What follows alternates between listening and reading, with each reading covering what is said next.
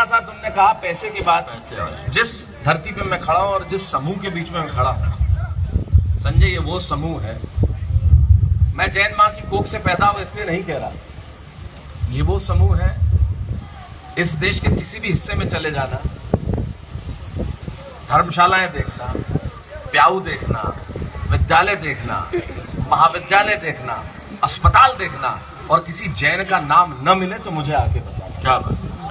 हम लोग जो समाज से लेते हैं वो समाज को देना जानते हैं और यही हमारे समाज की परंपरा है, होना भी चाहिए। हम समाज को देना जानते हैं और समाज को देना चाहिए।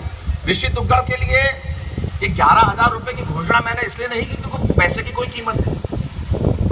इसकी आत्मविश्वास को एक बल मिलना चाहिए, इसकी प्रतिभा को एक ऊंचाई मिलनी चाहिए। क्या बात। इसकी खुशबू को हवाएं मिलनी चाहिए। ये लड़का निकले, एक ऋषि दुग्गड़ आसमान में छाए और जैन कुल का सितारा कल को सारी दुनिया में अपना नाम रोशन करे। और जब अपना नाम रोशन हो, अपनी आत्मकथा में लिख सके कि मैं जब प्रज्ञा शिखर पे गा रहा था तो हिंदी टेलीविजन के एक अदना से कलाकार शैलेश टोड़ा ने मेरा उत्साहवर्धन किया था। क्या बात।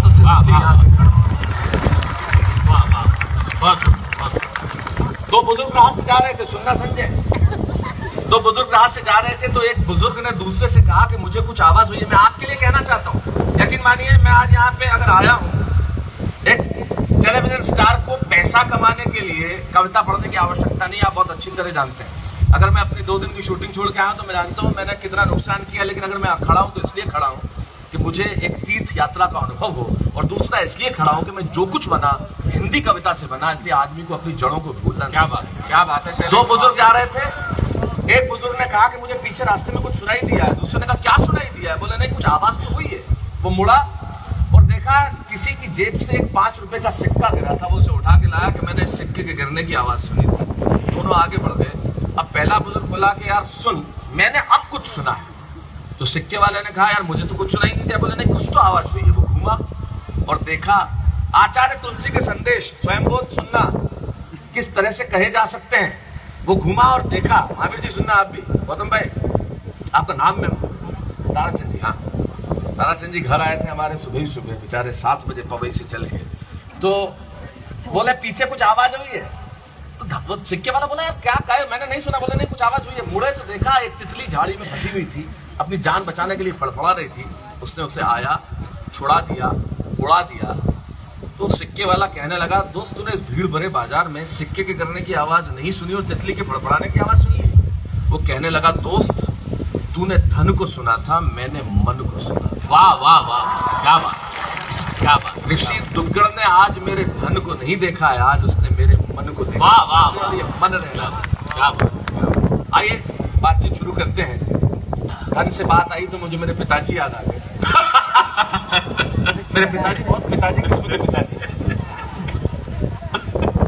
मिठालाल जी जिंदगी का आखिरी बार उन्होंने मुझे क्या दिया था वो मैं याद करने की कोशिश करूं तो बरसों पीछे लौटना पड़ता है।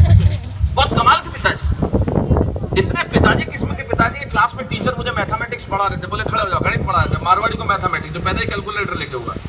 बोले खड़ा हो जाओ, मैं खड़ा हो गया। बोले तुम्हारे पिताजी की पैंट की एक जेब में 100 रुपए है, दूसरी जेब में 150 रुपए, इसका क्या मतलब? मैंने कहा पैंट किसी और की। मैं जानता हूं मेरे पिताजी की पैंट में क्या हो सकता है। कुछ अन्य सामग्री भी है जिसका विवरण देना उचित नहीं है।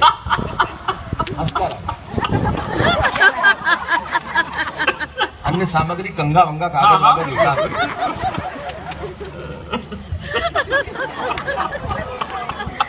कुत्सित विचार। बोले पिताजी की पैंट की एक जेब में 100 रुपए, दूसरी जेब में 150 रुपए, का क्या मतलब? मैंने कहा सर पैंट किसी और की है। बोले नहीं, पिताजी 100 इधर से दे दे, 150 इधर से दे दे, इसका क्या मतलब? मैंने कहा बाप किसी और का है। अठन्नी नहीं दे सकते मेरे पिताजी मुझे, सवाल ही नहीं। मैंने मांगे पैसे दे दो, बोले क्यों? अरे मैंने कहा अच्छा कमाल के पिताजी, घर पे लोग स्विमिंग पूल के लिए चंदा लेना है, अगले ने 2 बाल्टी पानी दे दिया। बोले ले जा, इससे ज्यादा क्या लगेगा? और कंट्रीब्यूशन तो है, दे ही रहा हूँ, मैं थोड़ी कर रहा हूँ। एक आया बोले पैसा चाहिए, बोले किस चीज के लिए चाहिए? बोले शमशान घाट पे बाउंड्री वॉल बनानी है। बोले बदतमीज आदमी खड़ा कहाँ के लिए पैसा मांग रहा है? शमशान घाट पे बाउंड्री वॉल, या जो अंदर है वो उठ के बाहर आ नहीं सकता। खर्चा गंदी जगह तो करो, और जो बाहर है वो जाना नहीं चाहता, क्या का पैसा? भिखारी आया है, बोले आपके पड़ोसी ने बहुत कुछ खिलाया, आप भी कुछ दीजिए। इन्होंने हाजमोला दे दी। खाता ही रहेगा क्या? पचा भी सही। सो जा, लेट जा।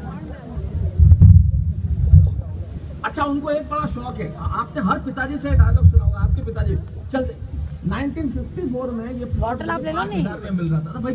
बॉटल आप ले लो, इन रिलैक्स रहो तो बॉटल। हम क्या कहानियां सुनने के लिए पैदा हुए? मिल रहा था, खरीद भी लेते हैं कोई चीज।